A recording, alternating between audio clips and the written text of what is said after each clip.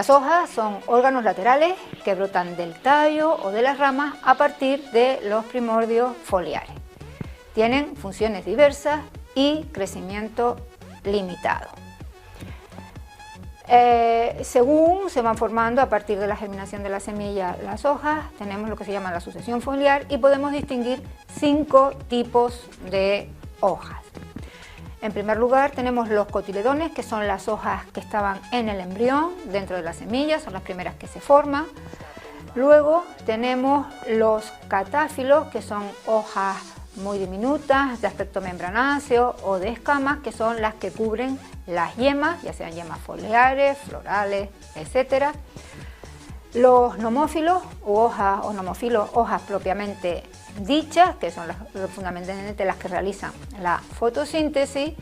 Y luego tenemos los isófilos, los que están al principio en la base de las ramificaciones de las flores o de los pedúnculos florales o pedicelos florales, son las brácteas, y las que están próximas a las flores son las que se llaman bracteolas. Y por último tenemos los antofilos, que son las hojas florales, son hojas muy modificadas, que son las que van a constituir la flor. En esta píldora nos vamos a referir fundamentalmente a las hojas propiamente dichas, hojas verdaderas, que son los nomofilos.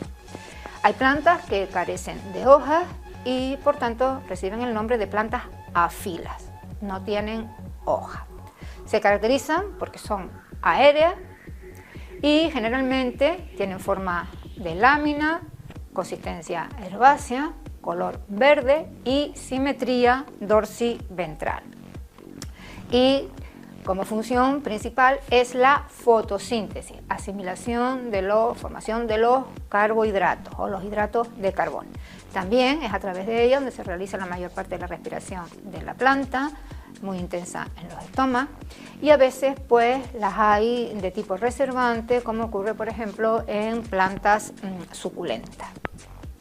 Lo primero que hay que mirar en la planta es cómo están insertas las hojas en los tallos. Es lo que se conoce con el nombre de filotaxis. Las hojas pueden estar dispuestas de manera alterna, es decir, una en cada nudo y bueno, enfrentadas, formando lo que podríamos decir un ángulo de 180 grados de forma binaria una con la otra. O bien, con lo cual en este caso tenemos dos líneas imaginarias verticales paralelas al eje principal de la planta o del tallo. En el caso de las esparcidas salen también una de cada nudo, pero no están enfrentadas, sino que van saliendo a lo largo del tallo, siguiendo una hélice, y pueden haber pues varios ortósticos o filas paralelas al eje principal. Cuando salen dos hojas por cada nudo, estas suelen estar enfrentadas una a la otra, formando un ángulo de 180 grados, siendo la rama o el tallo la bisectriz de ese ángulo, y se llaman opuestas. Hay casos donde las hojas opuestas están giradas 90 grados, la de los nudos adyacentes, tanto el superior o el inferior. Son las que se llaman hojas descusadas, es decir, si las vemos desde arriba, pues parece que tienen aspecto de cruz. Tenemos, por último, las hojas, otro tipo son las hojas verticiladas. Realmente las hojas opuestas son verticilos de 2, pero tienen su denominación específica, y cuando hay más de 2 hojas por nudo se habla de hojas verticiladas. Si son 3, triverticiladas, 4, tetra, o poliverticiladas o pluriverticiladas. A veces también las hojas verticiladas pueden estar giradas formando ángulos y pueden ser decusadas. Hay casos donde los entrenudos son extremadamente cortos, las hojas están muy próximas entre sí, a veces casi no se ve el nudo, se habla de plantas acaules, o se ven, los entrenudos o el tallo, y a veces pues sí se ve una poca porción de tallo, y son las llamadas plantas subacaules. En este caso se dice que las hojas están dispuestas en roseta basal. En una hoja simple distinguimos las siguientes partes. La vaina, que es simplemente la zona de unión de la hoja con el tallo, es decir, en el nudo del tallo. En unos casos, como ya veremos más adelante, está muy desarrollada, y en otros casos simplemente es esa zona de unión. una especie de corto pedicelo, pedúnculito, que es lo que se llama peciolo, y luego ya tenemos el limbo o la lámina foliar.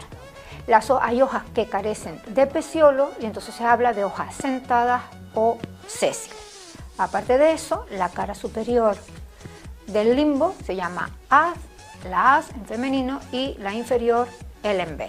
También tenemos que distinguir los márgenes, o el margen o los bordes, la base de la hoja, el ápice y la nervadura. Todos los detalles, todas las variaciones que pueden haber en estas partes de la hoja son caracteres de valor o de interés diagnóstico. Puede haber modificaciones de la base de la hoja, como el caso de la vaina propiamente dicha. Es una vaina bien dilatada, como ocurre en muchas plantas, como el caso en algunas plantas, como por ejemplo ocurre en la gramínea. Otras veces esa vaina está modificada en dos apéndices laminares de aspecto foliar, normalmente de morfología distinta a la hoja o a los foliolos de la hoja, que se llaman estípulas. Y también puede ocurrir que esas estípulas estén soldadas una con otra, que tengan un aspecto membranáceo que circunde o que rodee al tallo, es decir, en la zona del nudo, en la zona donde está esa modificación de la base de la hoja, y recibe el nombre de ócrea, y es típica de la familia de las poligonáceas. En el caso de las hojas sésiles o sentadas, estas pueden ser amplexicaules cuando abraza ligeramente la base de la hoja al tallo. Puede ser decurrente, cuando la base, como ven aquí, discurre por el tallo, o pueden ser perfoliadas, es decir, cuando rodea totalmente al tallo. Y luego teníamos las envainantes, que ya nombramos también